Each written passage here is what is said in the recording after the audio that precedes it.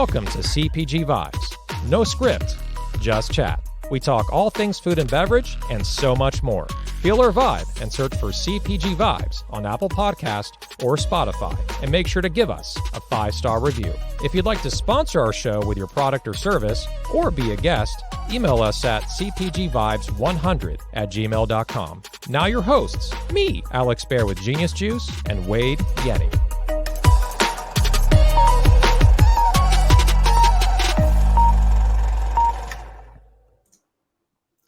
All right, welcome to episode 84 of CPG Vibes. No scripts, just chat. We are on a back-to-back episodes with just me and Wade. So it feels pretty good to mix things up a little bit. How you doing, Wade? I'm doing good. This is truly no script. We're flying by the seat of our pants, more so than we ever have done before. But that's good, right? That is definitely good. Yeah, we had an adjustment where for those that were expecting Luke Abbott to be on this show, as you can see, you're sadly mistaken. He is not here. He's going to be on a future episode, which is going to be on October 27th, literally rebooked about 13 minutes ago. So yeah, we had some setbacks this week, but that's how we roll here. You know, we don't plan this stuff out. As Wade said, we just improvise as we go. But the most important thing is that, we're here for the community. We want to answer questions, do shout outs. And there's also a lot of news to talk about in the CPG space that hit today that we can definitely fill the airwaves with. So Definitely. It's been an interesting week, short week work-wise with the Labor Day holiday, but that doesn't mean work stops. It means it just gets compressed into 4 days. So, What's going on? Well, it's interesting. Another thing too is, again, we don't hold back on any information on the show. We literally created the link for the show, about 25 minutes ago, 30 minutes ago? If that. Something like that. Usually we do it like 3 days in advance, and like I post about it. Wade does is, hey, make sure to tune in, crawl, walk, run, blah, blah, blah, blah. Like he does his post. You do yours, I should say. And we get some pent up demand and we market it. And that didn't happen this week. This was a perfect storm, on my side. Genius Juice just handling a lot of different projects, and people in our household also got sick with this whole thing going around, whether it's COVID, whether it's flu, stomach bugs. So that put us out for half the week. So with all that said, we're going to see the true power of the show here. And it's already promising that we have 11 comments in the first 3 minutes of the show that are coming in. So this is going to be a true testament to how organic the show really is. How many people are tuning in without any marketing whatsoever? Yeah. Very true. It's been a hectic week, and not to get off on a tangent, but rumor has it, or I read and hear through the grapevines that COVID is making a comeback in your neck of the woods. Is that what you're seeing and hearing? Yeah, feeling. Myself and my family, my wife, and Ashley, and our son Aaron, we traveled to Orange County last weekend. We went to Dana Point, we went to Mission Viejo, we went to Laguna Beach, as you know, beautiful area there, and we came back feeling sick. We tested negative, so we didn't have COVID, but I usually get sick maybe once every 2 years, where I'm really not feeling good. I know something's wrong. This was one of those times. We stayed in hotels, we went to public places, restaurants. So I think I got sick for a couple days, but not really, because I can't be down. So I still worked and did what I did, and I toughed it out. My wife got sick, and then our son, for the first time since he was born, he got sick. And we took him to the doctor this morning. So there's definitely, long story short, there's something going around. There's a resurgence, and we're not going to be going to a lot of public places for the next couple months, especially with a 11-month-old in our house. Right. Time to take care of yourself, take care of your family. That's all you can do. I know I talked to some of my friends out there, and they said, starting to see a little bit of impact at retail as far as the labor force and just in general. So hopefully it's contained and isolated, and you got back to school and some different things going on. So hopefully that's just what the extent of it is. Yeah, and they say the new exactly, and the new strain they're saying hits your gut, which is a good reason to have coconut cold and also kombucha. Uh, just had to do a plug for that. But seriously, yeah, that hit my gut pretty hard, and so when I got sick for like a day, I don't know if it was COVID or not. Again, I tested negative after the fact, but just make sure to bulk up on your immunity. Have your functional mushrooms, which also has immunity in it. Have your Vi, your Suja shots. Have some Genius shots. Get plenty of rest and drink lots of water. And we got a whole jug of orange juice, organic orange juice in the fridge right now as well. Probably as orange as your shirt, Wade. So Yeah, well, this is in light of football season. My yeah, Browns open the season on Sunday against the highly favored Bengals. So on paper, it's a good matchup because Cleveland is coming back and is predicted to do reasonably well this year, at least for them. And Cincinnati, not to keep on sports talk, but Cincinnati, Joe Burrow just signed or I don't know if he officially signed or is rumored to be close to signing the most lucrative deal in NFL history. I think it's $275 million, something along those lines. I think 5 years, 275. So yeah, not too shabby. Not too shabby at all. That's definitely not chump change right there. Right. Yeah. Crazy. And then, and again, excuse my naivete. Football season, is it starting this weekend? It officially started last night. There's a Thursday night game, but college football started last weekend. NFL starts this weekend. So. Yeah, it really explains why every single store I've been to, there's a display of chips and salsa. You're the front. Tailgating is a thing. It's funny because in a planning and just strategic standpoint, you look and you kind of roll from July 4th, and then you roll into back to school.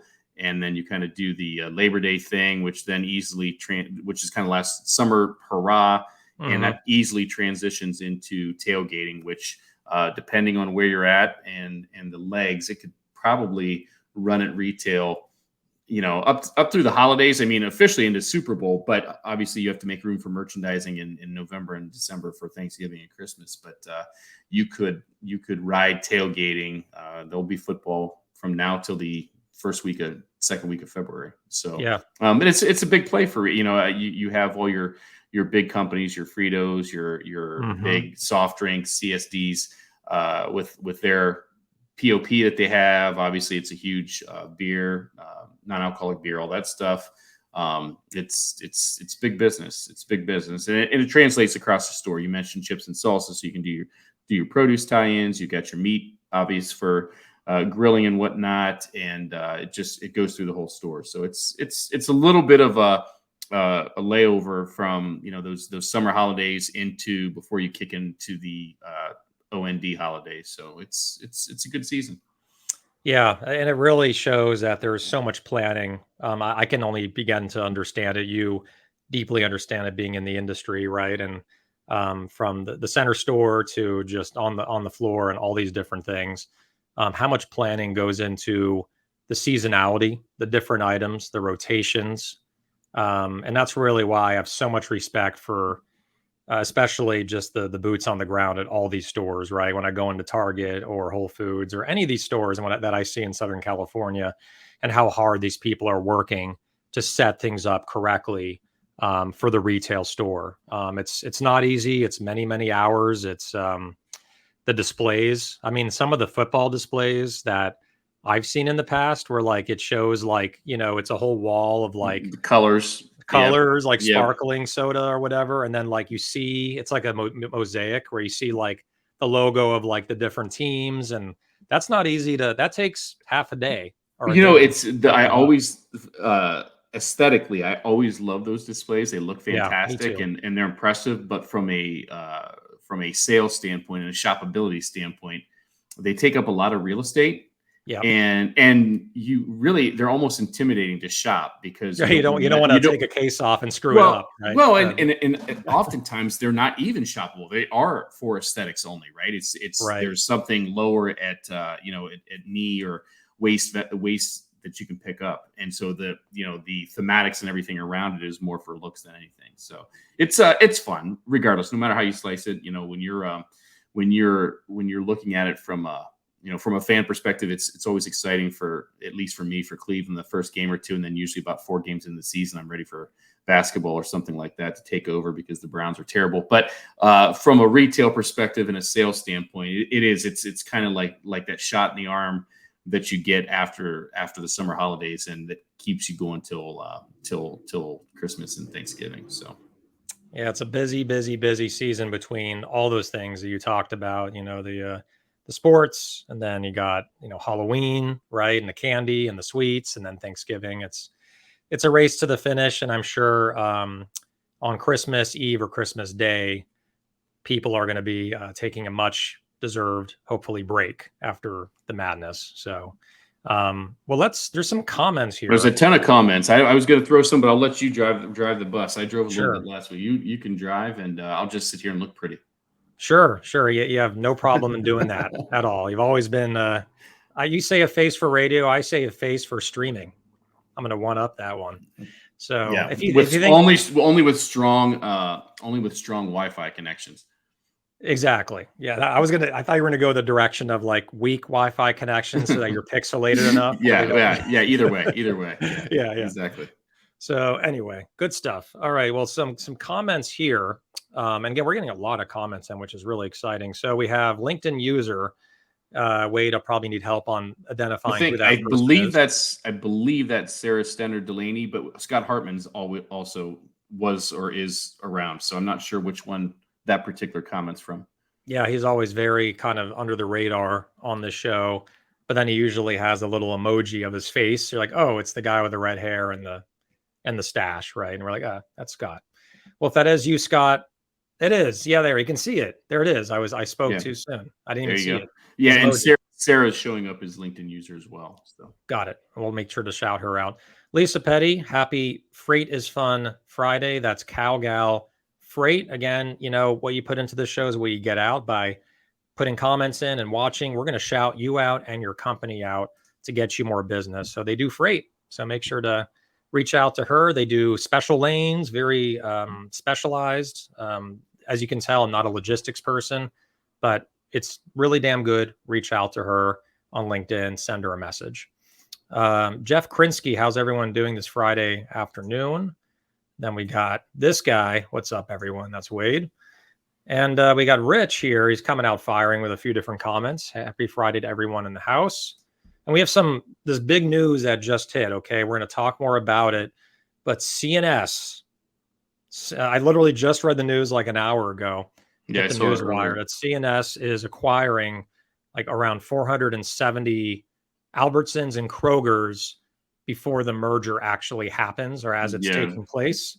And we'll get into more detail, but I read that it's going to be like Arizona, Southern California. So some of the Albertsons here that are right around the corner will be owned by CNS and not Albertsons anymore. And so I want to get your feedback, Wade, when we get to that, on what the implications of that merger and how's that going to look at a store level, and also a distribution level. How do you distribute to Albertsons now, and how's that going to change for the brands?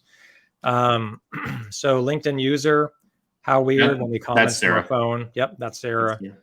That's Stender Delaney, right? Yep.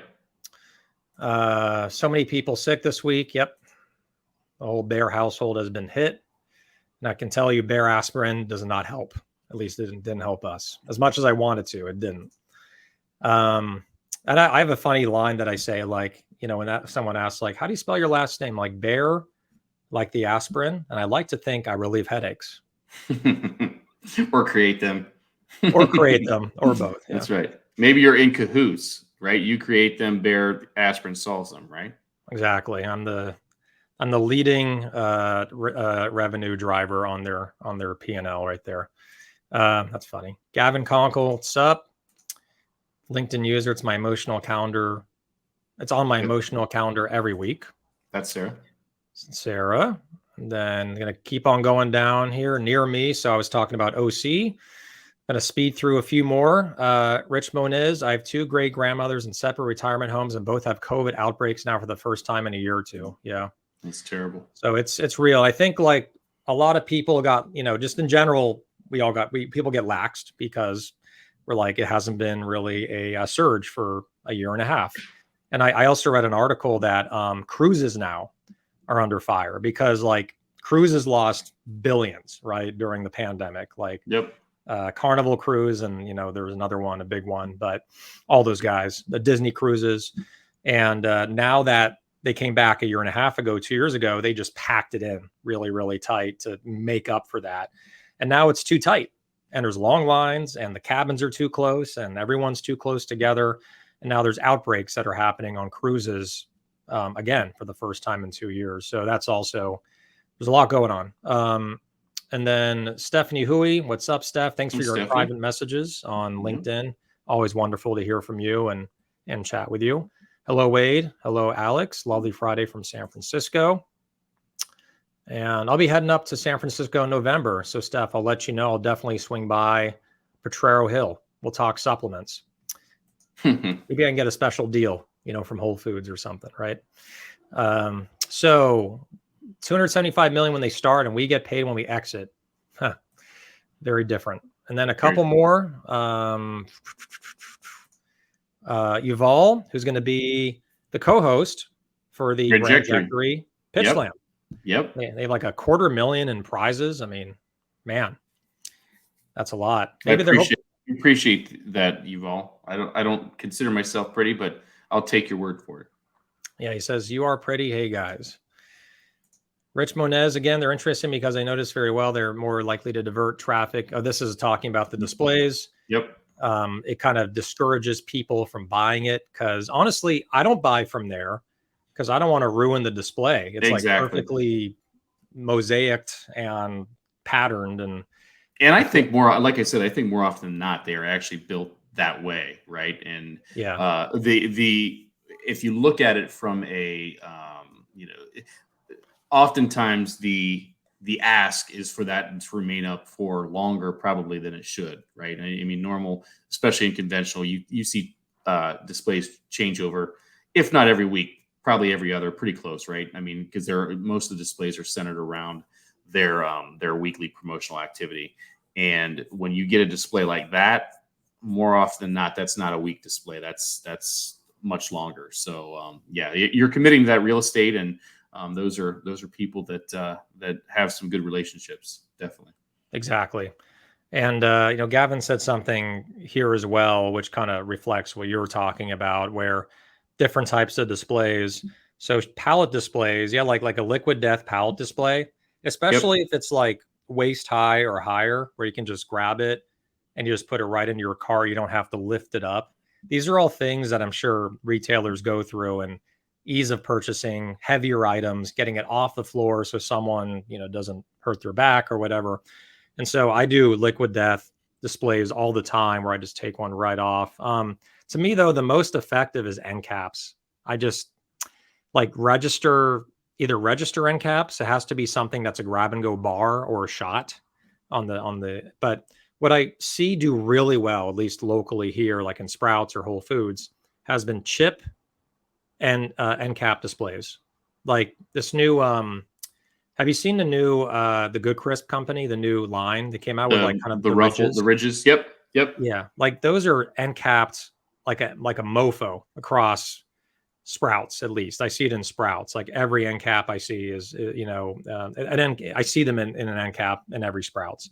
And so that's noticeable. You're going down the aisle anyway, you're going down the chip aisle, and you might actually avert and say, you know what, I'm not going to go down the aisle to get whatever other chip I was looking for because, wow, I just found one on the end cap. I'm going to grab this one. It's on sale. I'm going to save myself the time and move on. So is that like what retailers are thinking? Is that the psychology behind end caps? Or like, tell me more about like. Yeah. So there's a couple things that I would get into there. One, every store has its traffic pattern, right? And maybe not every single person is following that shopping pattern, but the majority of people are, right? I mean, you walk in the door, depending on where you're at, you might start with produce. In a lot of the fresh natural stores, you're going to start with produce and you lead around, you wrap around into meat and so on and so forth. But when you get into grocery, typically there's a circular pattern, or I'm not circular, like a figure eight type thing going on. So you're putting your best, at least my experience is, you're putting your best value, your best display, what you're going to get the most dollars out of on that first traffic pattern, and then so on and so forth, right? You want to you're the most exposure to where the heaviest traffic is. And then from a floor display standpoint, you're just trying to, it's kind of the same scenario, like a floor display being not a end cap, but just kind of like like we're talking about a pallet drop or something like that. Those are high traffic locations, typically in between perishable departments where there's some dead space that you can kind of, build off of, and you want to draw some attention to that space. So, but yeah, end caps are very valuable. I think Gavin's shown 800% growth. There's a lot going on there as far as and I think a big part of it too is how it's merchandised, right? I mean, it's got to be something that people want. So you mentioned chips, and especially in natural and specialty, there's no secret there. I'm not sharing any trade secrets or anything like that.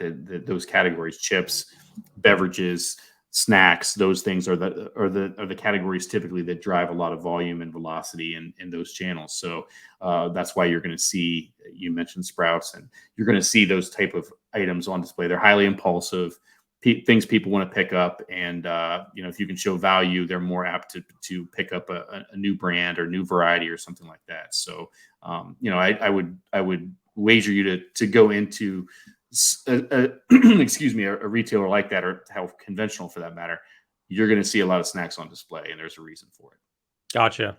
What have you seen just from your past experience as like the most popular, like within the snacks, like salty snacks or chocolate, whatever it is, and a typical day, not a holiday, like a typical Thursday in, I got to think of a month where there's really no major holiday. Let's call it, February 20th, right? The week after Valentine's Day. Going into spring, it's not hot, it's not cold.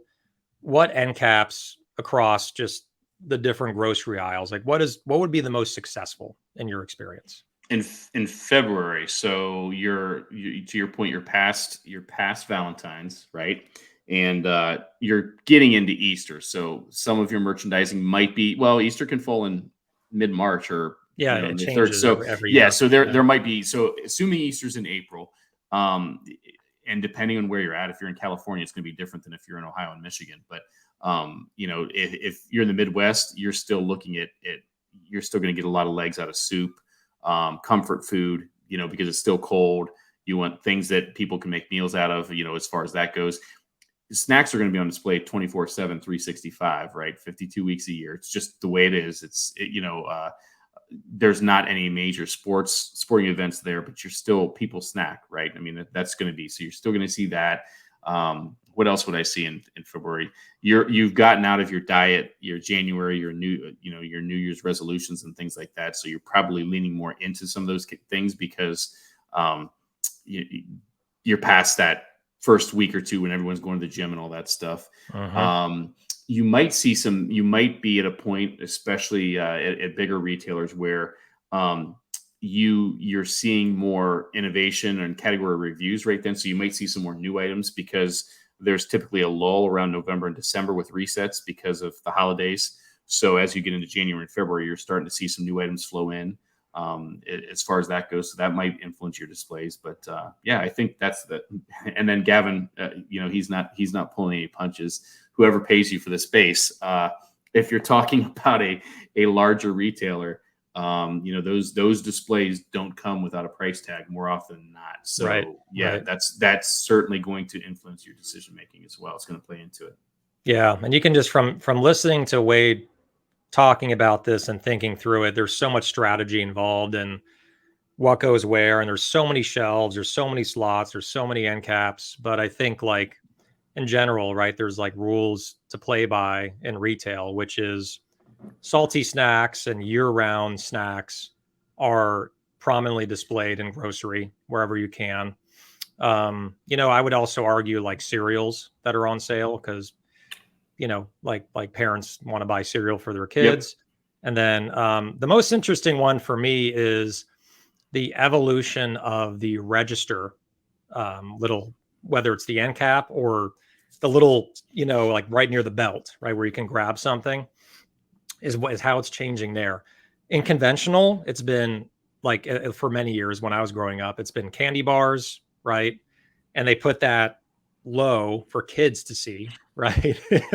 I mean that's what they do.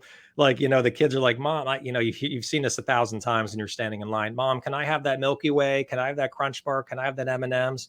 Yep. It's really low, but they started lifting it a little more because parents and also teenagers or single people that don't have families yet are also buying those. Then you see gum, but I'm liking what the natural stores are doing because they're putting in healthy items like banana chips or whatever that are still healthy, yet they're like addictive and there's something that you can grab on the go.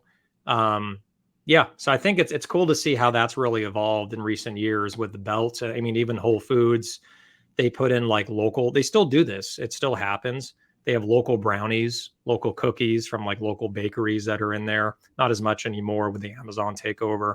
So, but yeah, it seems to me like that register area is evolving from where it used to be. The other thing I was going to say, is especially on the conventional side, the reason you see so much of those, those mosaic displays, the Frito, the chips and snacks and things like that, is the labor component, because that's all done by merchandising teams, right? That's not store teams that are building those displays. So that's something, I can say, hey, Frito, hey, Coke, Pepsi, whatever, right? I could say the space is yours, take care of it.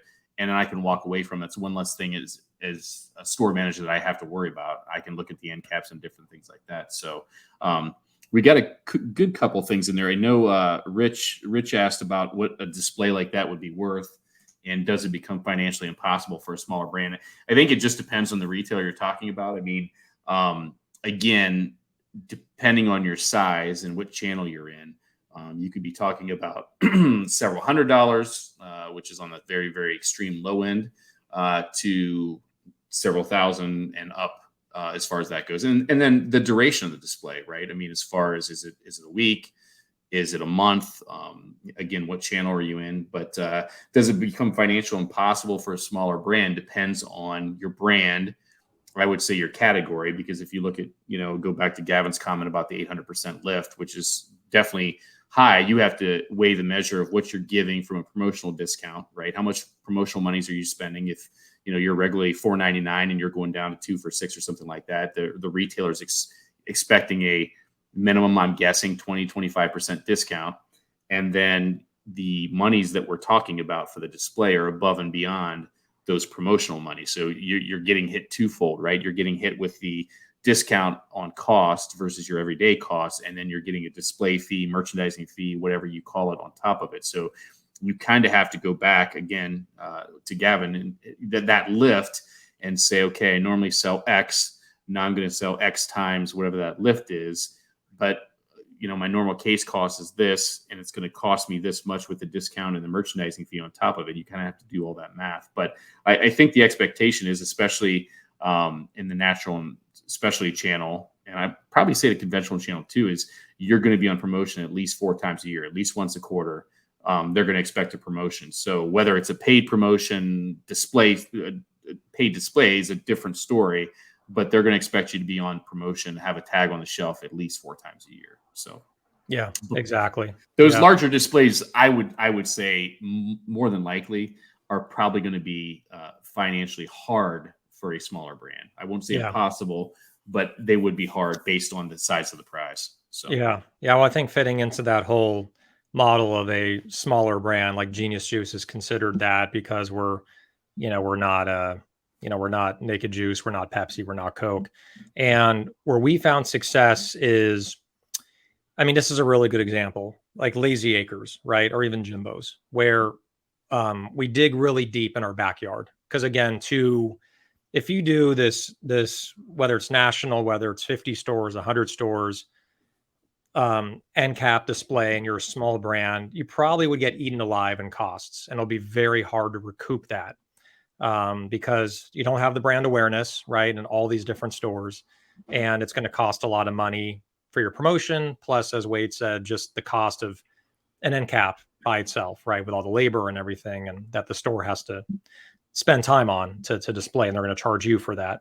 So I found that for smaller brands, look at the chains where you do extremely well locally. It could be 5 stores, it could be Erewhon, it could be Lazy Acres, it could be, on the East Coast, Mom's Market, right?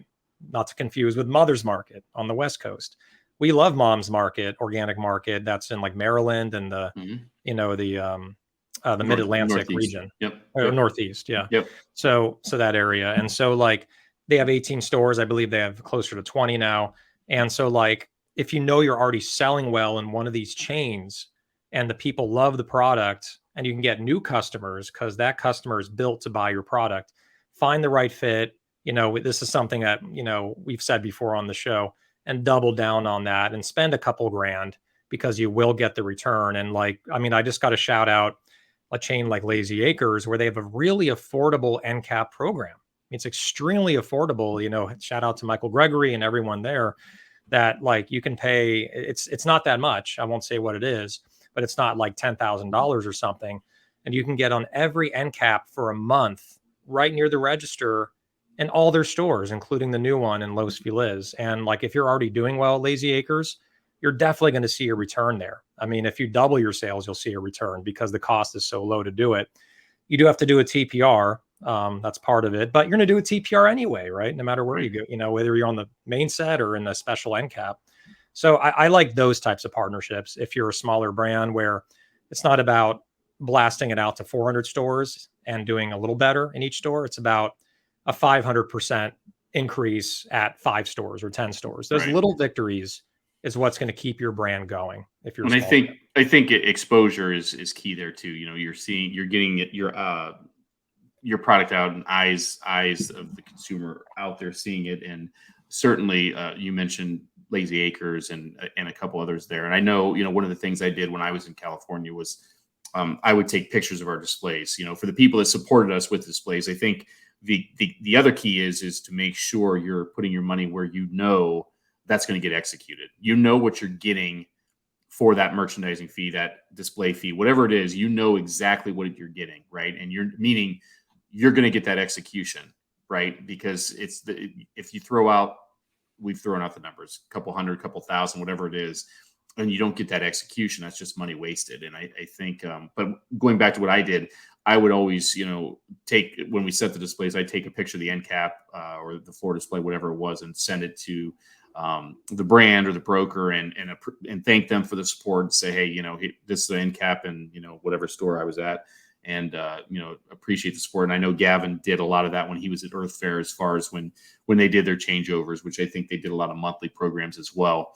Mm-hmm. But kind of doing the same thing, like appreciating the brands for the support and showing them, hey, this is what you got for your money. And the proof's in the pudding. So I think there can be a lot of value there. It just has to be with the right partner that's going to execute. Exactly. And I think a lot of it too, not to beat a dead horse here, but there's also long-term. It's hard to measure long-term results. It just really, really is. Like, how much was from the sale? How much was from the end cap? But I think if you have the right store, the right display with the right customer, you will undoubtedly, because to me, the biggest reason to promote is not for that 2 weeks of increased sales. That's like, icing on the cake. It's the permanent lifted sales over many years, getting those 3 new customers that become devout customers, and they're going to buy it every single time because you know what? They just didn't know it was in the store because it had like 2 slots or 3 slots, and now they saw a display and now they're aware of it. And now every time they come back wanting to buy it over and over. So lifted sale, I think that's a big thing for just VP of sales and owners, that don't do a promotion just for the 2 weeks of lift. Do it for the long-term lift. And I would definitely measure that to see if it's working. Because if you're promoting the hell out of your product, you're seeing like doubling, tripling. And then after the sale's over, it goes back to what it was before for the next 6 months. To me, Wade, that's a problem that needs to be solved. Whether it's you didn't get enough people to buy it in the sale that were new people, or, and we've talked about this, like you offer it at such a discount, people are just going to buy it because it's on discount versus buying something else they normally buy. And as soon as your price goes back up to normal, they just continue buying the other product. And there's a fine line there. The other piece of that is exactly what you said, but also if you promote too often, Yep. customers get trained for that, right? I mean, and I look at this. I had this conversation with somebody this week uh, with ice cream, right? Going back to my conventional days, there wasn't a lot of brand loyalty in ice cream, and so we would promote ice cream like a different brand pretty much every week because obviously it's a big category, right? But what we found was when you look at each brand and you look at the category as a whole. I think the numbers were staggering. They were like pushing 70 to 80% of the sales were on promotion. So you can flip the switch that you've turned, your what you want to do to drive volume and drive your everyday volume into training the customer to only buy your product when it's on sale because it's on sale so often. So they'll stock up and just wait for the next sale. And so in the case of the ice cream that I'm talking about, the brands customers were trained at, well, there's an ice cream every week. I'll buy my, I'll just make up the names, right? Breyers this week, I'll buy, I don't know, Haagen-Dazs next, whatever, right? They'll just go trade off each week and get what's on sale. And you're never getting that regular price sale. So I think that's where that fine line is. I think that's also why, you can make a case for the EDLP part of it, where you offer a fair price every day. You don't have to push the promotions, right? You're just fair every day and you get your turns, but you're giving up some of your profit because instead of having that high low selling here every day and selling low on promotion, what have you, you're just selling at this every day. So it erodes your profit margin a little bit, but hopefully you make up for it in velocity. Yeah, exactly. There's so much there. And like listening to you talk about this, it's like so highly strategic. It's based off the retailer, the product, the market, the demographics. And I mean, a quick case study is, I talked about it before on LinkedIn, is one of my biggest posts of all time that got, I think, over 100,000 views, was our failure at Publix, right? We went into Publix. Publix is a great retailer, but we went in there with our smoothies at $3.99, which I thought was low right at the time. This was 3 years ago in 2020, just the start of the pandemic. And, I realized that $3.99 was high in Publix. It was high. Like there was juices and smoothies that were $2.99 that were all discounted. So we fell into that trap of, oh shit, the buyer is telling us we need to be on discount or a sale to compete and get those customers. And we'd see that happen. We'd go down to $2.99. Sales were insane. Go back to $3.99. It goes back to level.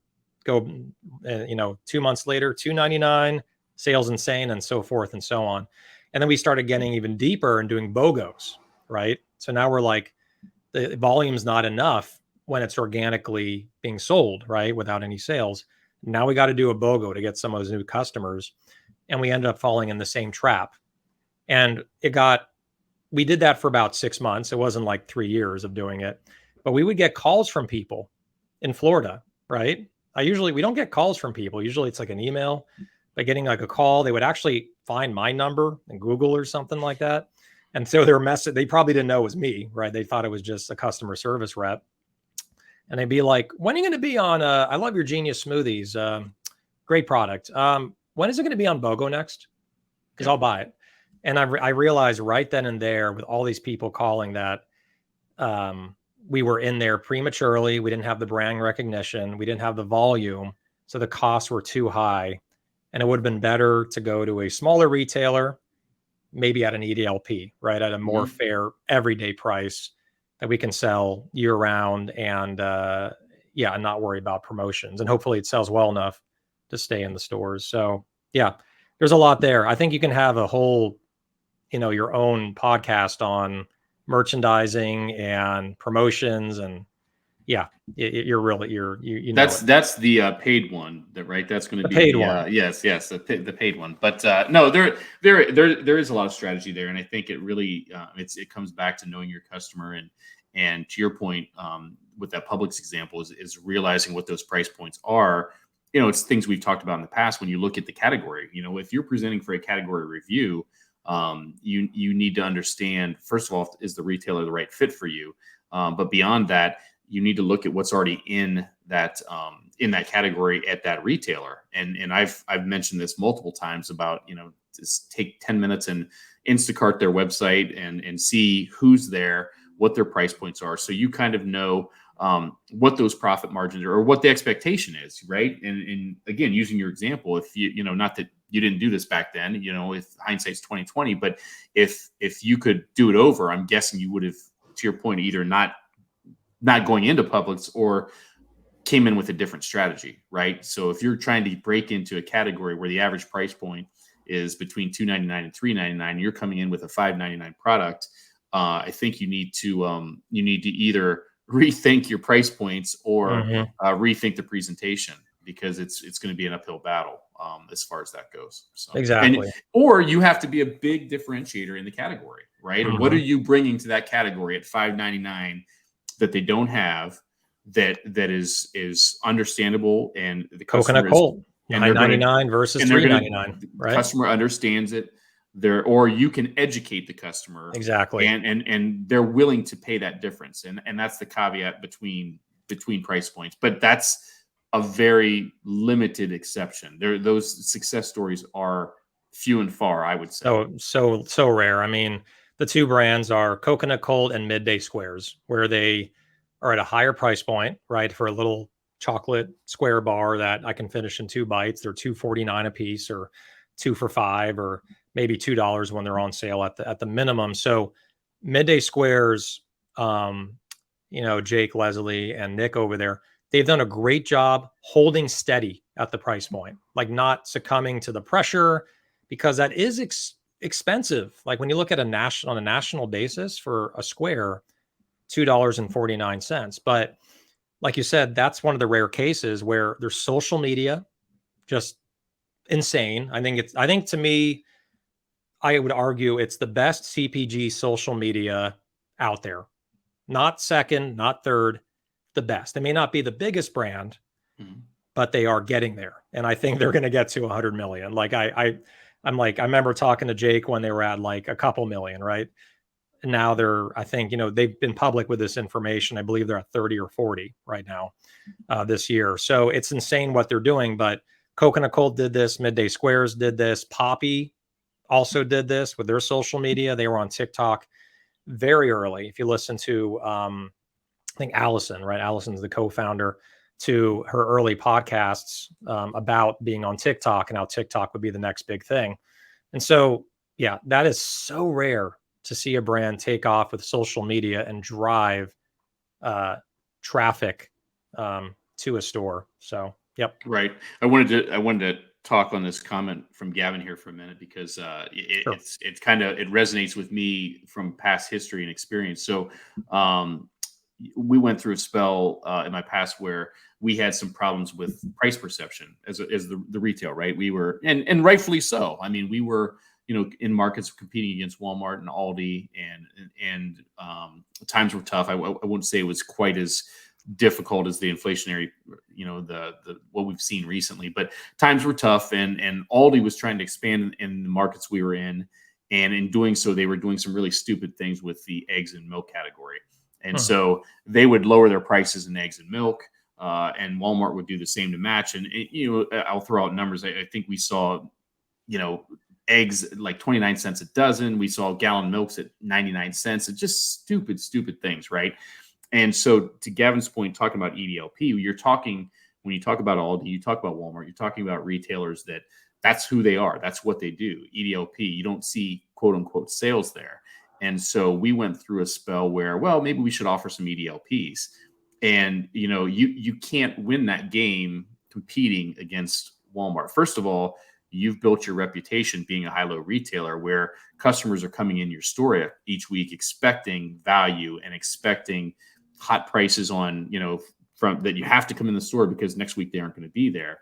And to try and transition into that Walmart model where, no, it's not that come in today because the price is gone tomorrow. It's every day. You can't sell that to the customer overnight, the customer that you've trained for literally decades, that this is how you operate, right? So it's a real fine line. EDLPs can make sense in certain categories and things like that. I think of yogurt, for example, was a good category where you had a fair price every day. Every once in a while, you pop in a 10 for 10 or something like that, but you still had a fair price every day. Yep. But if you try and do it too much, first of all, you're not going to beat your competition. Number one. Number two, you're going to give up margin, like Gavin said. So Exactly. I think when you look at it, I'm just thinking of mass market now. That Target does a really great job of that, in my opinion. I think that's why Target has been so successful, because Target, and I don't know the exact history of them, but I know there was maybe a new CEO that came in like when they started really rising and doing a lot better. They redesigned the stores, right? They made the stores nicer. They have a market section, but they don't do bottom barrel pricing at Target. They're not as high as Bed Bath and Beyond, because that was ridiculous, and that's why part of the reason they went out of business. But they do it at a fair price, but at a high enough price where it seems like it's high quality, and that gives you that perception, which is also usually reality, that it's high quality and you're going to buy and you're going to spend some extra money. But then they pepper in some of the sales as well. The other thing, Wade, that I notice where retailers either go right or wrong is they have too many things on promotion at the same time, So like you go into, and it's okay to have, if you go into the refrigerated set, you see an almond milk on sale, a yogurt on sale, and a refrigerated bar, like a Perfect Bar, Midday Squares on sale, because it's all in that general section, and maybe a kefir also on sale or something like that. But when you have one category, one window where there's 4 yogurts on sale, all the yogurt brands lose. Right. Because it's going to be a zero-sum game. They're not going to get those incremental sales when there's 3 other brands next to them also on sale for a similar price with that yellow tag. And so like some retailers just don't do a great job. A lot do, but some don't, of not having discipline when they just have too many things on sale within one eye line, within like literally one row. And that to me is really unfair to the brands. Yeah. And I would say it really, I agree with you. It also, some of that, how significant it is or how effective it is depends on the category you're in, right? Going back to that ice cream example, at least in the market I was in at that time, there wasn't a lot of brand loyalty, right? The people would trade the different brands for what was on sale. But in other categories, and I might say yogurt is one of them, and I'm saying this because for personal reasons, at least in my house, there is a little more brand loyalty. Like if you look at Chobani, for example, and Oikos, and I don't know what the other one would be. In my house, at least with my wife, she's not going to switch because there's one she likes. She doesn't like the other one. You could sell it cheaper. It doesn't matter. There are some exceptions that, and the other one, believe it or not, and we don't buy a lot of it here, but CSD, Coke or Pepsi, right? Most people like one or the other. They don't like both. So exactly. You can have one on sale or have both on sale, but they're going to pick up the one they buy because they like Coke or they like Pepsi. So there are some categories that you can get away with it in, but to your point, it doesn't make a lot of sense, right? I mean, from my strategy when I was more conventional, you want to have some kind of offering, TPR, some kind of activity in each category in the stores. You walk up and down the aisle, you want to see some TPR tags. So if you're in the pickle and relish, do you need all of them? No, but should you have at least something in the segment? Yes. And so I think that was kind of strategically what we were looking for, is to have some activity in each category throughout, but not more than, I don't need every pickle in the category, because then you're exactly right. You don't have the lift that you're looking for sure. Exactly. Yeah. The other thing that's really interesting, and we'll go to comments just to change the subject a little bit, is launch strategy with distribution, where you launch, like, let's say this is a good example, Albertsons and Pavilions, right? Albertsons owns Pavilions. Pavilions is considered, a high-end version, right? If you go to both stores, you see a little bit higher prices, a little bit higher end, a little bit more ritzy areas with Pavilions, right? There are Newport and Palos Verdes and all this stuff. And so if you're a brand that launches in Pavilions and you do well in Pavilions, does that mean that you need to go to Vons, right, to the next level? And that was the same thing that happened with us, is we went to Greenwise, right, which is the upper scale versions of Publix. Publix owns Greenwise. and we did well in Greenwise. And so from there, we went from 9 Greenwise. I mean, if you look at this in hindsight, it's definitely 2020. From 9 Greenwise stores to 550 Publixes, you know, and like, so you have to make a decision as a brand because the buyer, you know, does what they can. They have so many categories and so many brands they're looking at. The buyer makes an educated decision from afar, right? Just looking at, oh, he did well in our small chain. This could possibly do well in the big chain. What do you think, Mr. Brand Owner? What do you want to do? Don't always fall into that assumption that just because you did well in the small chain of stores doesn't mean you're going to do well in the large chain. And so that was a big misstep that we made. Again, nothing off Publix. They did a great job onboarding us, ordering it. It was always in stock. There was no issues on that side. But this also applies to Pavilions and Vons. This also applies to Central Market and HEB. So there's a lot of those. There's also Harris Teeter, right? A lot of people go into Harris Teeter, which is in your neck of the woods. Yep.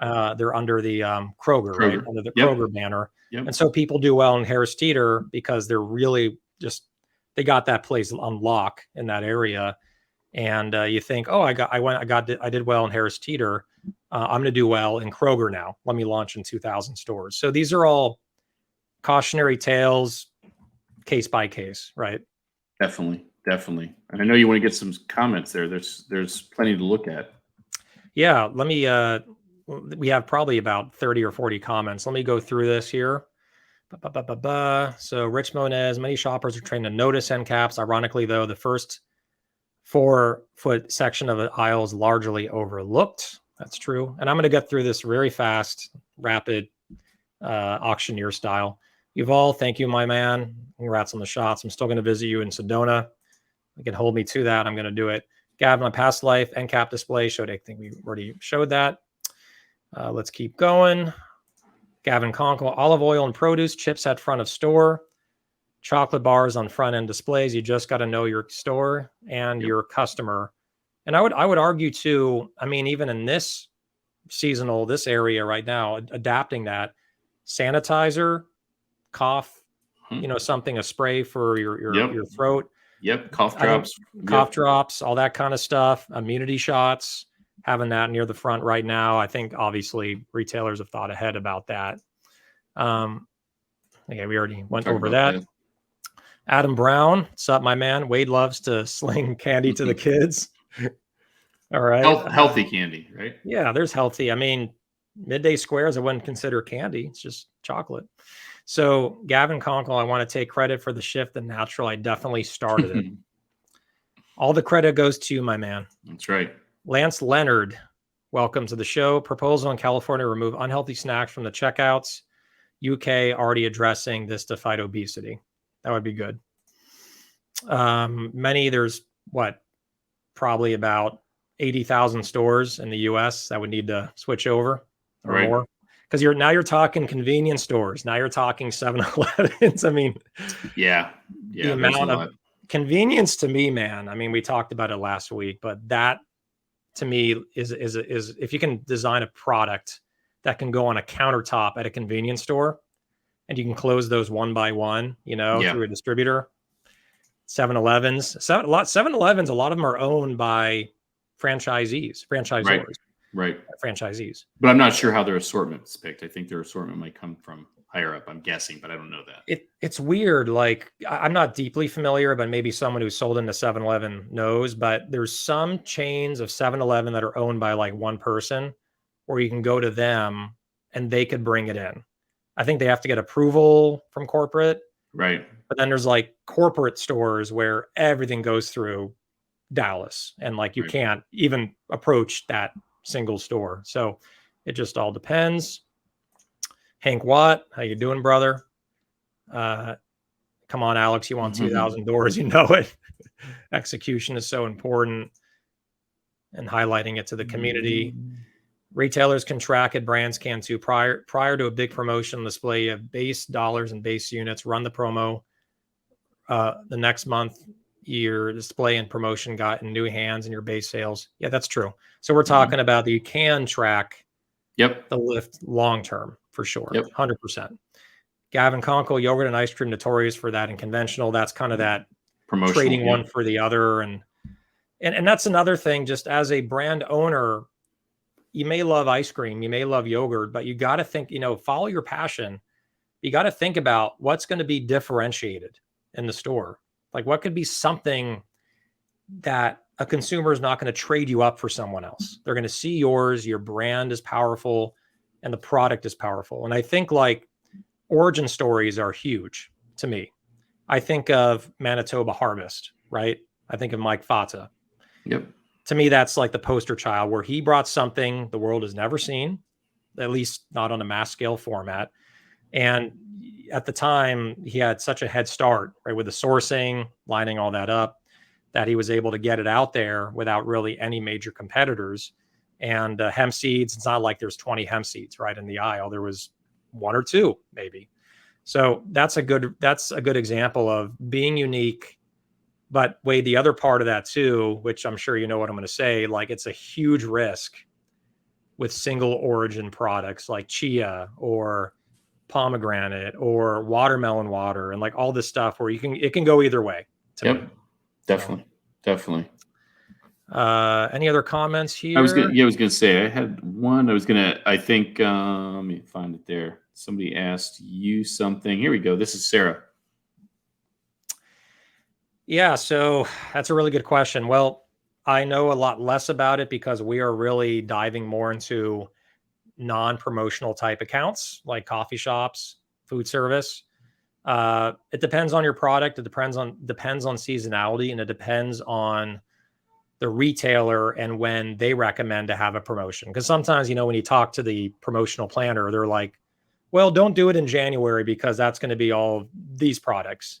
Do it in February or March because your section does much better in those months.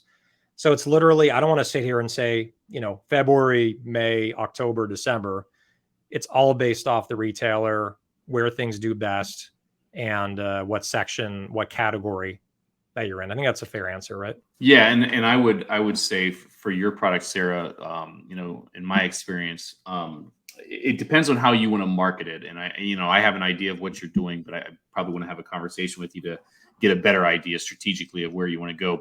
But you're a non-alcoholic drink, obviously delicious, and you could go a number of ways. You could play off the non-alcoholic piece and piggyback on the sober January, whatever that is that people do. And I think there actually might be a sober September thing too. So you can get some play there. Holidays, when people are drinking. Yep. You could market yourself as an alternative or promote yourself. And you know how to market yourself, hopefully.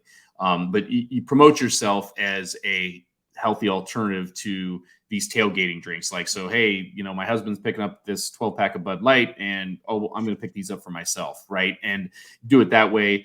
Obviously, in the spring and summer, you can push the cold aspect and try and get some play on some ice barrels or some things like that, some placement in the cold box or incremental placement throughout the store to kind of go for that. But yeah, it really depends. But Alex hit the nail on the head. It's really about your retailer because, a lot of times I won't put this on Alex, a little bit of flack to brokers or that present 5, 6, 7 brands to a category manager, and they just want to get one in. They don't care about the getting all of them in. They just want to get one in. They're just trying to get something right.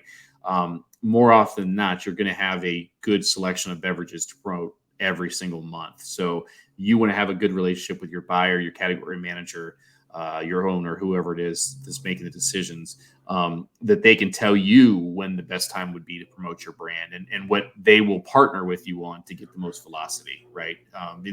I know in my past, I would say, if a snack, we talked about snacks a lot. If a chip vendor came to me and said, hey, I want to do a big promotion, yada, yada, yada, I would just be transparent. I would look at them and say, hey, listen, I've got, I don't know, again, making things up, Frito in the ad this week. You don't want to put your hottest promotion this particular week because you're not going to get the space and you're not going to get the velocity you're looking for. But if you wait a week or push it back 2 weeks, I don't have anything planned, I can do something big with you there. And so that's the kind of relationship you want to, going back to knowing where you want to be and how you want to grow. Those are the kind of relationships you want to go on. Someone that can help you, push your business in the right way. So exactly. Nailed it on the head right there. And, looking at it too, man, I just got to say, we talked about, non-alc, right? Which is where Sarah's brand really kind of floats into, right? Is kind of that social drinking, has some functional benefits to it, delicious. That I just see big things for that category, man. Like I Mhm. just like one of my friends, I'll remain nameless. He's not on LinkedIn, so it's not Gavin Conkle. Um, he used to drink all the time, college, and he was on his way to being basically like an alcoholic. And now he's, it's a huge turnaround story. He's enormously successful, worth millions, does extremely well. And, he sent me a picture the other day where he's like, I found this at Sprouts. It was Hio, Hiyo, Yep. which is like the social tonic. And like, he's like, I love this because it has the ashwagandha and this. So like he feels the relaxation, a little bit of that buzz, a little tingliness legally, right? It's not like it's not a drug or something like that. And it also tastes really good and it's low sugar, low carb. And then like we talked about on the it's a controversial product now, but Feel Free, right, as kratom, which is Mhm. controversial right now. Yep. Feel Free released a non-kratom version with kava root, which is a lot cleaner, a lot healthier. It's in supplements. And kava root, when taking enough of it, you feel the relaxation. You feel it within about 5-10 minutes without any weird side effects. And you only need a 2-ounce bottle. You don't need to drink an entire can or a cocktail. So, and then there's also mocktails, which are Yep. getting very big as well. So like this whole movement, you see it on LinkedIn, right? Like people dropping alcohol. Alcohol has caused so many issues, and it's expensive. It damages your health. It's damages relationships. Obviously, everything in moderation, right? It's Yep. I'm not a radical on it, but usually alcohol goes beyond moderation, right? In the culture. So I think these social tonics with like adaptogen ingredients, there's something there, man, that's going to be a much bigger category. Yeah, and I know we're over on time. Time flies when you're having fun. Yep. And there's a couple things I want to talk about real fast, but I'll just say this: I agree with you. I was starting to see that in California when I was there. Have not seen the.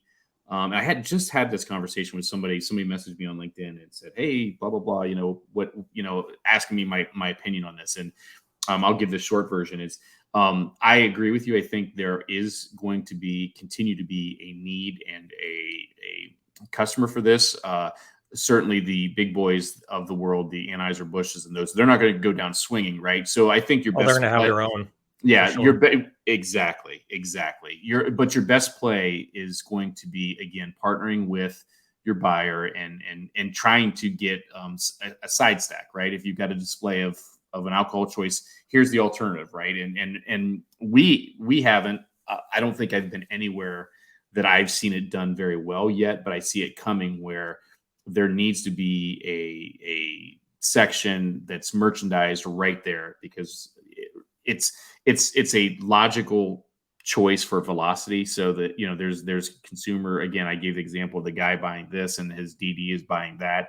There needs to be some choices, and the logical place to look for those choices is next to the item that you don't want to choose. Hmm. Meaning, so you're looking for sugar alternatives next to sugar, right? You're looking Right. for, Caffeine, non-caffeine. exactly. So there needs to be a merchandising shift, and we're not there yet. I don't see it widespread, but I think we'll get there, and the growth will come. But the only other thing I wanted to say, because again I know we're short on time, was there was some talk about MCBs and OIs, and I know Sean chimed in on that. But all I was going to say about that is, and I think Sean hit it, was that oftentimes those larger distributors, and Alex, you can help with this, the Unifies and the KHEs, those larger distributors are going to require a minimum set of OIs over the course of a year. Am I right in saying that? Is like you're going to have to participate, and if you don't, you could,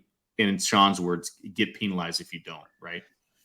Yeah, I mean, don't get me started. Well, I was going to say you don't have to name names, but there are Yeah, some requirements as there far there as, are exactly. yeah, It's that's yes. Yeah, and for me, it's just yeah, it's a longer, obviously longer conversation, but that's the challenge. Again, without naming names, is that when you play on a national level, it's go big or go home, right? It's Yep. go big with your spend, go big on the expenses, go big on the merchandising, getting people to cover these stores.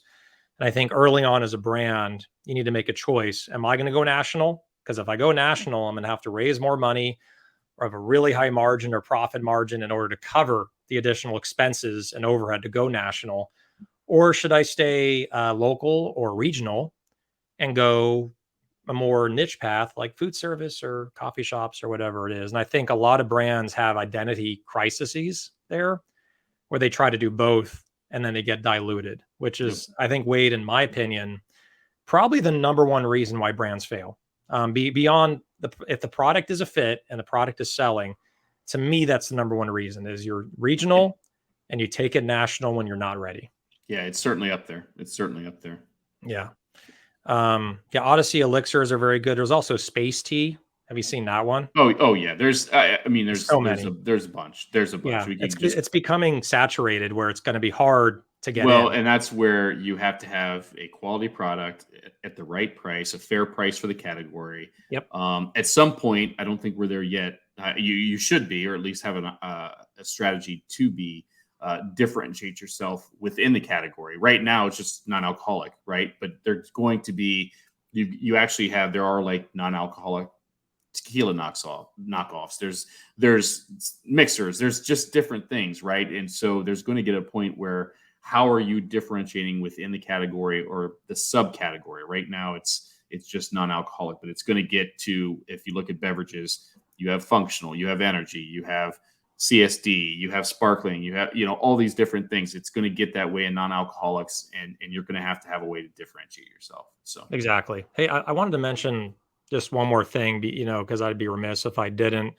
One thing that I just recommend, again, this is just my personal recommendation, like, don't hold me on the hook because it depends on your brand and your situation, that if you can avoid OIs and mandatory OIs and MCBs through the distributor, circumvent them and work directly with the retailers, way better. Like just way better because like you've probably heard of the term forward buying, right? Yep. I did a lot of forward buying as a buyer in my past. So yeah, which is and you're referring to distributors, and because buy. it's twofold. It's twofold. You have distributors that will forward buy. What we're talking about is when there's an off invoice deal that a distributor can make money off of, they will buy in anticipated. I don't know what their numbers on. Maybe 4 to 6 weeks, depending on the size of their facility and how fast they can turn to make extra money, because at the end of the promotion, they're going to sell that low cost merchandise at the regular price.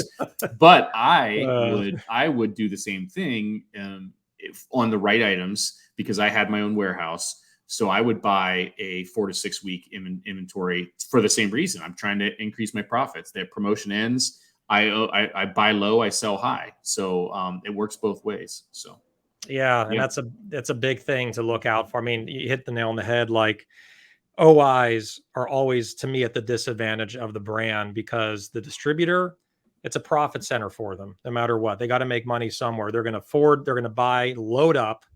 They're going to have way more than what they need for the promotion. And then they're going to continue selling. And that's why it goes back to it, Wade, like managing your distributor relationships and making sure they're ordering the right amounts. Because when the distributor sends a PO, the brand has the right to decline the PO or adjust it and say, no, don't order that much. Knock that down by 30% or whatever. So be very vigilant with your POs from your national distributors. Double check them. Yep. And I know we're out of time, or we're close to it. And we were scrambling last minute, so I did not get something that I love. I don't know if you have something. I do have something real quick. Good. Let's see here, and I'll do this really, really quick. I'm going to throw this back up there. Yes. Yeah. If you want to sponsor our show, cpgvibes100@gmail.com. So this deal, speaking of promotions, did you get this killer deal at Sprouts with Dulcie? Remember I told you guys about the whole aisle? I didn't. Still going on. So literally I bought 9 of these and I got 8 for free at Sprouts. So make sure to go to Dulcie's website, DALCI, and sign up for their SMS texting, and they literally can buy 9 of them, photo of the receipt, and then they'll give you they'll Venmo you for 8 of them. And then right now it's on sale at Sprouts, 2 for $3. So I don't know, man. It's a big deal. And I gotta check it out. I gotta check it out. Yeah, it's good. And then I also got this. Did you get this package, Wade? So it's a long story. It's mine was shipped to the wrong address. Oh, I caught that it was shipped wrong and corrected it, but as such, it has still not arrived yet. So I'm guessing it's not going to be good once it gets here, but because it's 100 degrees. Perishable. So yeah. So unless that dry ice is really, really dry and really, really cold, it's probably going to be problematic. But tell me about it. Is it good? Yeah, I've actually not tried it yet. I got it late yesterday. I think it's called Little Sesame, right? That's the name of the brand. Yep. I was really looking forward to trying it too. Yeah, I got the herby jalapeno. These are, I think, 100% organic, or majority, or I mean, everything on here is organic, super clean. They also sent some pita bread to dip it in. So we're going to be, and I'm rubbing my hands together and be enjoying You have to let me know how it is, because it's going to be a little bit before I get to try it. Yeah, I'll do it enough to let you know how it is without making you jealous. Excellent. All right, Terrific. So that is anything from your side? No. We've got it. We've seen a lot. I think we've had some new people on. We got the information up there to sponsor the show. We don't have a sponsor this week. We need some sponsors. Email us. We'll try your product. We'll shout you out. We'll do all sorts of fun stuff to plug you and your product. So, and then you have to do the ongoing sponsor, and I think we're good, right? Hey, we're good. Yeah. So our ongoing sponsor is V Driven, Luke Abbott, who has been relocated to another episode. It was supposed to be this episode, but we ran behind on things on our side. So they're going to be coming on October 27th, I believe. Luke Abbott, he's a CEO and founder of V Driven. They're a CPG partner for emerging purpose-driven brands. They fuel growth and innovation by providing strategies and support every phase of the retail journey. And everything, by the way, everything we've been talking about on this episode, the forward buying, distributor relationships, where to go, where to not go, they know all that. Like Luke owned a distribution company that sold to a large national distributor. So he knows the game, he knows the pitfalls, and he can definitely steer you in the right direction. So make sure to have a great, talented team based in Southern California, vdriven.com, as you can see displayed. And Luke, Luke, Abbott, ABBOTT at vdriven.com. And we did not have time to talk about the whole CNS deal. That'll be for next episode. No, I was going to say, we went over without it. So yeah, we'll save it, right? Definitely save it. And next week is BevNet.